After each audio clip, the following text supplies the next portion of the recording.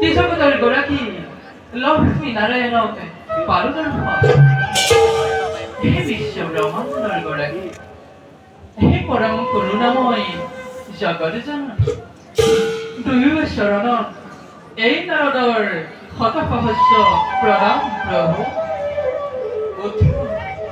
উঠা দেৱঋষি প্ৰভু দেৱঋষি প্ৰভু তোমাৰ সুমধুৰ হৰিনাম শ্ৰৱণ কৰিবলৈ পাই আমি নিজকে ধন্য মানিছো।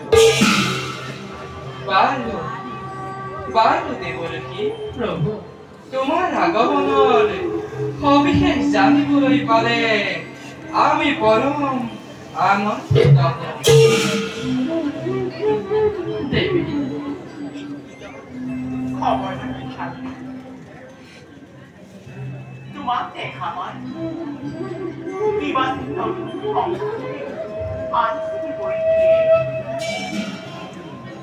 দেৱঋষি প্ৰভু দেৱী লক্ষ্মীৰ কথাই যদি সত্য হয় তেন্তে জগতৰ সবিশেষ বৰ্ণনা কৰা। নাৰায়ণ নাৰায়ণ অন্তৰ্যামী তুমি নাৰায়ণ সৃষ্টিৰ স্থিতি প্ৰলয়ৰ তুমি গৰাকী তথাপিতো এই নাৰদক সৰিছা যেতিয়া কৌশুলা প্ৰভু প্ৰজাপতি দক্ষ মহাৰাজে তেওঁৰ এই কন্যা সতী সুন্দৰী স্বয়ংবৰে কৰি আয়োজন যক্ষ ৰক্ষ গন্ধৰ্ব কিন্নৰে সকলোকে কৰিছে নিমন্ত্ৰণ। কিন্তু প্ৰভু কিন্তু কি দেৱঋষি বাকী থাকিল ভোলানাথ বিভক্ত দেৱঋষি তাৰে বাবে নকৰিবা অলপ চিন্তা। সময়তে মহাদেৱ নিজে আহি উপস্থিত হব স্বয়ংবৰ নিমন্ত্ৰণ আমন্ত্ৰণ নালাগে শিৱ। আৰু দেৱঋষি প্ৰভু দক্ষৰ দুহিতা মহাসতীয়েও কায়িক মনোবাক্যে কৰি আছে শিৱকেই নাৰায়ণ নাৰায়ণ কি মধুৰ বচন শুনালা প্ৰভু দিনহীনে গৃহহীনে শ্মশান নিবাসী শিৱ তেন্তে হব নিজে বিনষ্টি। নহয় নহয় দেৱঋষি প্ৰভু মায়া দেৱী ভুল হৈ নাথাকে সেই শিৱ শংকৰ একমাত্ৰ সতী ধৰ্ম বচনৰ বাবে দক্ষাই নিয়ে লভিছে জন্ম। নাৰায়ণ নাৰায়ণ লক্ষ লক্ষ দক্ষ আহিলেও নোৱাৰে বাধা দিব শিৱাধিপতি। আৰু শুনা দেৱঋষি কওক প্ৰভু ব্ৰহ্মা মনু সনত কুমাৰ আৰু তোমাৰ দৰে মহাদেৱো মহাভক্ত আমাৰ জানিব নিশ্চয়। ভকত বৎসল ভগৱন্ত আমি ভকতৰ প্ৰাণ প্ৰিয় ভক্তৰ দুখময় নহপদাবি। সেয়েহে দেৱঋষি কেৱতুহি দক্ষৰ দৰ্পশূন্য হব চিৰতে নাৰায়ণ অনলৰ বিভীষিকা দেখিব জগতে কিন্তু অতিকে দেৱঋষি কিন্তু অতিকে বুজিলো প্ৰভু নাই আৰু মনত সংশয় ইচ্ছাময়ী তুমি ভগৱান ইচ্ছাপূৰ্ণ হবই বাৰু প্ৰভু উভয় চৰণতে জনাই কলিপাত লাখেবে মাগিছো বিদায়। যোৱা দেৱঋষি সময়ত আহি আমাক কলিপাত সহায় ভালে প্ৰভু শান্তকাৰ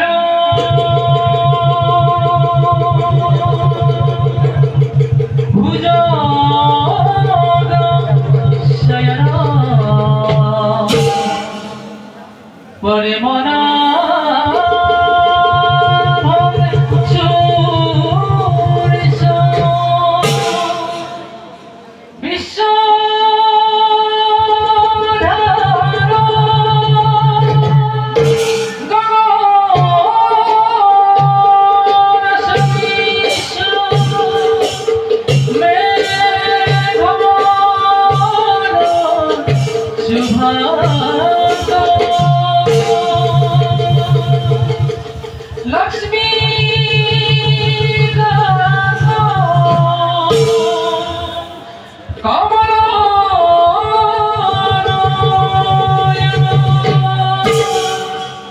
যোগী বিদ্যা নগর বন্দে বিষ্ণু ভব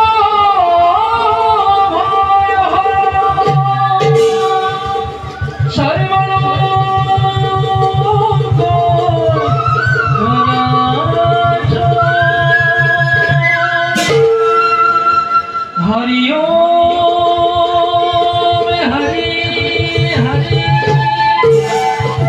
हरि ओम हरि हरि हरि ओम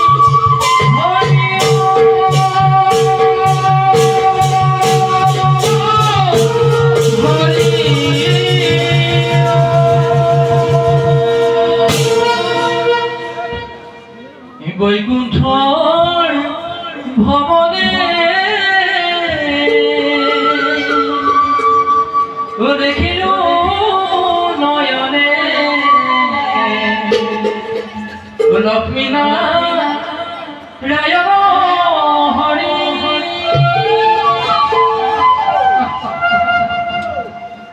বহুরা কোষ